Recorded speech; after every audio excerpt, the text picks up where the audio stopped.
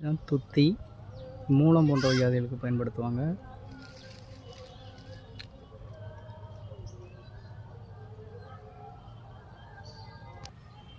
இப்போ வெயில் காலம் அப்படிங்கிறனால இந்த மாதிரி இருக்குது. மழை காலத்தில் ரொம்ப செழிப்பாக வளரும். இதில் வந்து காய் இந்த மாதிரி தான் இருக்கும். மஞ்சள் நிறத்தில் பூ பூக்கும்.